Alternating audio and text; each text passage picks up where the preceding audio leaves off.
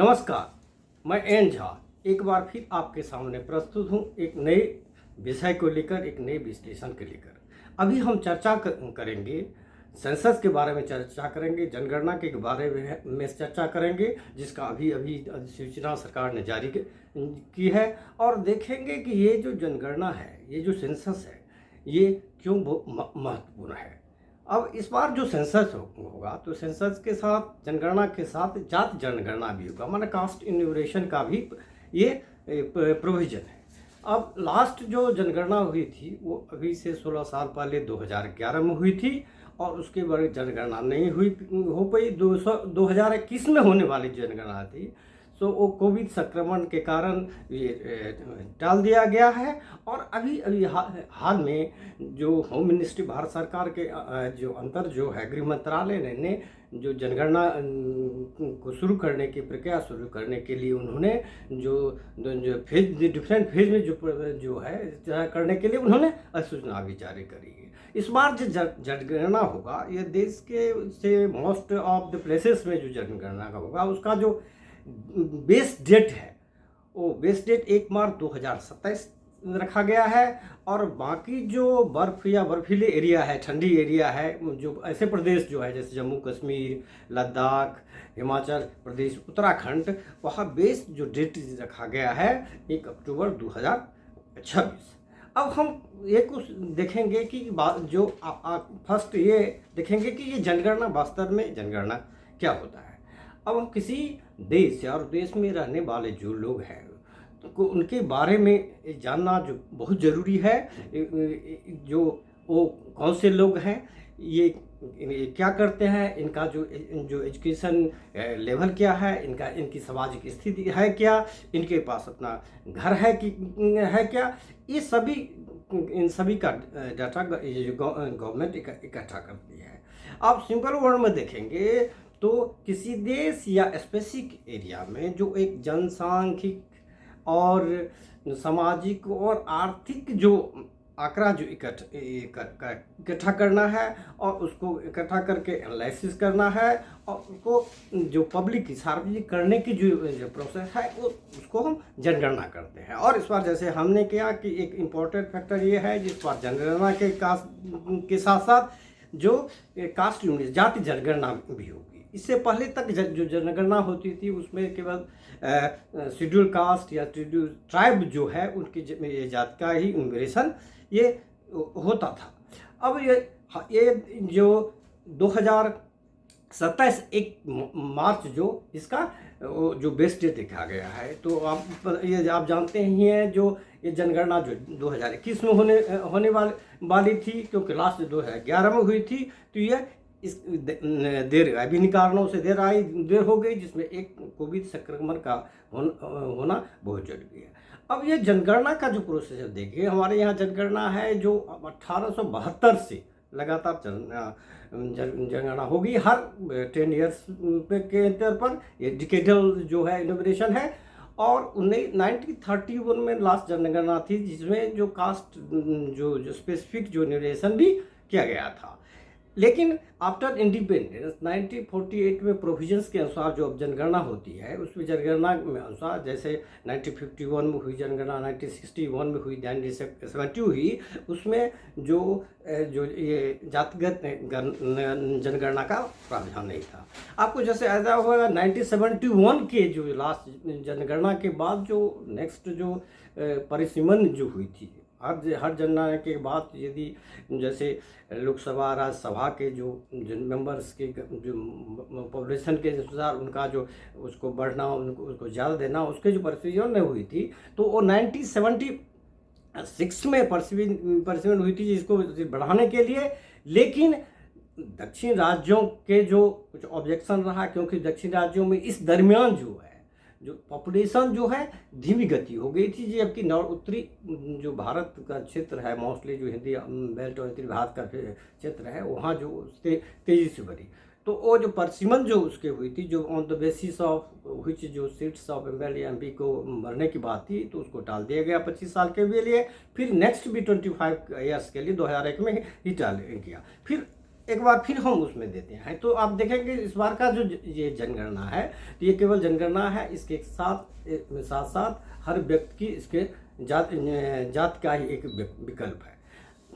तो अब देखते हैं इस सेंसस में ये जो जनगणना है सेंसस में, इसमें हमारे जो जितने जो एलिमेंट्स सब होते हैं, जितने डाटा होते हैं किस एंगल पर, वो तो मोस्टली सेम ही है। जैसे जिसमें हम एज जो है, जेंडर है, धर्म है, सोशियो इकोनॉमिक जो व्यक्ति का जो कंडीशन है, और उसके बाद उसके सामाजिक और आर्थिक पहलू को लेकर के भी वो डाटा इकट्ठे करते हैं। उसके बाद उसका आकलन होता है, उसके बाद उसको प्रेजेंटेशन होता है। तो इस बार जो आप जैसे 2027 में जो हो जाएगा, तो ये प्रोसेस होते हुए, कंप्लीट होते हुए जो है, आप देखेंगे 1-2 साल लग जाएगा। तो ये जितना प्रोसेस तो इसके जो भी आंकड़ा डाटा जो निकलेंगे, तो इसका एक्चुअल प्रभाव जो होगा, जो इसके बाद जो लोकसभा इलेक्शन होंगे 2034 में, 2029 में तो है, तो उसमें उसका इफेक्ट पड़ेगा। अब इफेक्ट इसके इम्पोर्टेंट क्यों है? क्योंकि देखेंगे कि जो जनसंख्या ये जनगणना के बाद जो इस बीच में अभी जो ये 1/3 सीट 33% सीट जो महिलाओं को जो राज्यसभा या संसद में जो है, राज्यसभा कहने का अर्थ संसद और विधानसभाओं में जो इनकी जो 1/3 के रिजर्वेशन की जो बात जो बिल पास हुई है, तो उसका भी जो इम्प्लीमेंटेशन इस परिवेशी नियमन होने के बाद भी होगा। दूसरी बात, जो ओवरऑल जो सीट जो भी बढ़ेगी, ओवरऑल सीट की बढ़ेगी, इसके आने के बाद करेगा, जिसमें दक्षिण के जो राज्य हैं, दक्षिणवर्ती राज्य हैं, उनका कहना है कि ऑन द बेसिस ऑफ जो पॉपुलेशन बेसी होगी तो उनको घाटा होगा। उन्होंने एक जो फैमिली प्लानिंग या अपनी जो लिटरेसी बढ़ाकर, एजुकेशन बढ़ाकर जो अपने यहाँ जो पॉपुलेशन के में बढ़ने में रोक ले आई, तो उनको फायदा नहीं लगेगा। लेकिन भारत सरकार के अंदर और जो गृह मंत्रालय है, उन्होंने भी ये कहा कि ये सारी चीज़ों को हम गौर करेंगे, ताकि इसका उस पर इफेक्ट, उनकी सीट कमी नहीं हो, सीट बढ़े ही। अब आप ये देखेंगे जी, ये 1948 के प्रोविज़न के अनुसार उसके बाद से ये जनगणना चली जा रही है। और जाति जनगणना की बात पिछले 2-1 साल से आप देखेंगे, जब लोकसभा से पहले से विपक्षी पार्टी बड़े जोर से लगा रही थी, जिसके साथ जाति गणना है। कुछ जो स्टेट थे, उन्होंने एक खास सर्वे करके भी किया था, जैसे बिहार, तेलंगाना, इससे पहले कर्नाटक में भी हुआ था। तो इन्होंने किया था, स्टेट स्पेसिफिक था, लेकिन उसके डाटा वगैरह में चूँकि सेंसस जो ओवरऑल है, सर्वे तो कर सकते हैं। सेंसस जो है ये जो यूनियन लिस्ट में आता है, तो पूरा सेंसस तो गवर्नमेंट ऑफ इंडिया को ही करना है।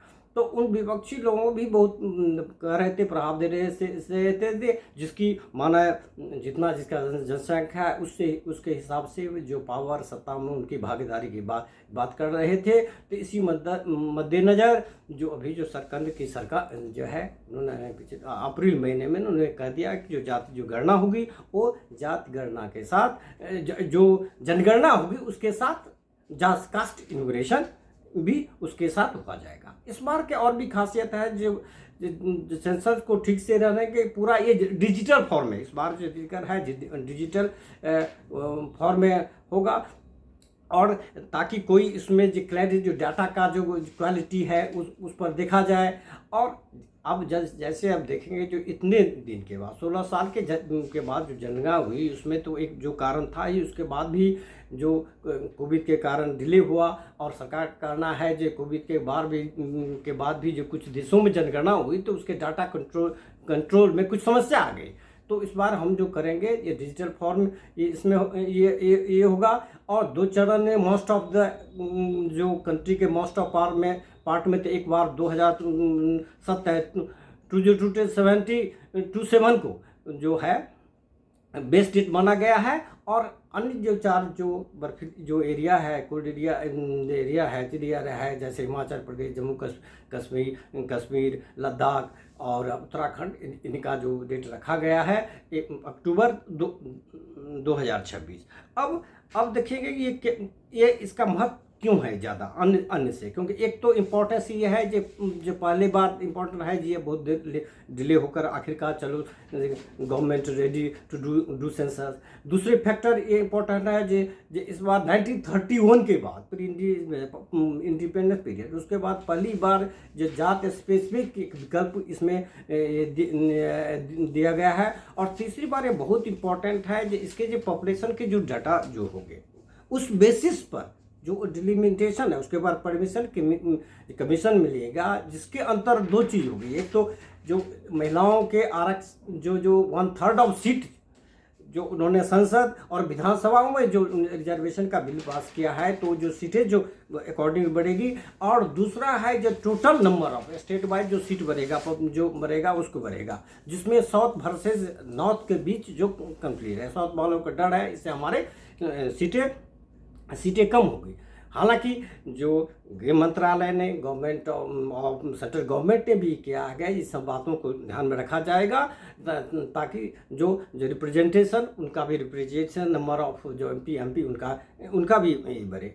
अब देखते हैं जो सेंसस की जब प्रोसेस अब जब शुरू हो गई, तो आप जब गौर करेंगे तो इसका पूरा डाटा होने के बाद, माने 2027 के डाटा होने के बाद जो नेक्स्ट लोकसभा इलेक्शन है, तब तक तो ये पूरी तरह से तैयार नहीं हो जाएंगे। तो जो भी इफेक्ट होगा इस सारे चीज़ का, सेंसस का या जाति गणना का होगा, वो नेक्स्ट लोकसभा 2034 वाले लोकसभा में, चाहे नंबर ऑफ सीट एमपी और एमएलए सीट बढ़ने की हो, चाहे साउथ या नॉर्थ में सीट बढ़ने के लिए हो, चाहे महिला आरक्षण में जो प्रोविजन के अनुसार जो 1/3 ऑफ जो सीट जो रिजर्वेशन का उसको इंक्लूड ये करने के लिए, इन सब कारणों से इन सब कारण की भले ही देर से लेकिन ये सेंसस बहुत ही इम्पोर्टेंट होगा, इसका महत्व होगा। और सबसे ज़्यादा मेन फैक्टर ये है जो इसमें जो कास्ट इन्यूमरेशन का ही प्रोविजन है, जो एक ये और विकल्प है। और जितने विकल्प है, जब आप जो इन्यूमरेटर जाएंगे, कास्ट इन्यूमरेटर जाएंगे, तो वो जो है वो सार सेम विकल्प है, एक ये ऐड किया गया है। और ये होम मिनिस्ट्री, अब जो गणना होती है जनगणना, ये होम मिनिस्ट्री के कारण ऑफिस ऑफ जो रजिस्ट्रार जनरल और सेंसस कमिश्नर है वो ये कराते हैं, जो डिकेडल है। हर 10 साल में सेंसस का प्रोविजन रहा है 1872 और अनुवाद, बीच में ही पहली बार ये इतना गैप हो गया है। और इसके पूरे निकलने के बाद, इसकी जनगणना गणना के बाद जो परिसीमन आयोग का गठित होगा, और अकॉर्डिंगली जो सीट्स जो है एमपी और एमएलए की जो सीट है उसके बढ़ाने या उसको एडजस्ट उसको करने की बात होगी, या महिलाएं के आरक्षण के कारण जो सीटें उनको जो रिजर्वेशन में बिल में दी गई है उसका भी इंक्लूड किया गया। इसी कारण ये इस बार जो अभी अनाउंसमेंट हुआ है, अभी जो सूचना जारी हुई है, ये सेंसस की जातिगत गणना के साथ, ये जनगणना के साथ संसद की, ये एक बहुत ही इम्पोर्टेंट स्टेट है। और सबकी नज़र ये है जो इसके बाद जो इफेक्ट आता है, इसके बाद जो हमारे जो पॉपुलेशन का कितना है, north south by state wise कितना पॉपुलेशन है, उस पर नज़र आएगा। और उस पॉपुलेशन जो एमपी एमएलए की जो सीटें बढ़ेगी, कहाँ बढ़ेगी, इस पर ही नज़र होगा गणना है। तो ये एक बहुत ही जो भले ही डिले हुआ है, बड़ा ही इम्पोर्टेंट स्टेप है। और सेंसस होने के कारण अब सेंसन के बाद क्या होता है, जैसे सारे जितने बार आप ओवरऑल पॉपुलेशन का पूरा चीज़, उसके सोशियो इकोनॉमिक सारी चीज़ पता है, तो अकॉर्डिंगली की गवर्नमेंट जो पॉलिसी इनिशिएटिव करती है और जो वेलफेयर स्कीम्स जो होता है उस अनुसार उनको पता चलता है कि ये जो लोग हैं, इस स्टेट के इतने लोग हैं,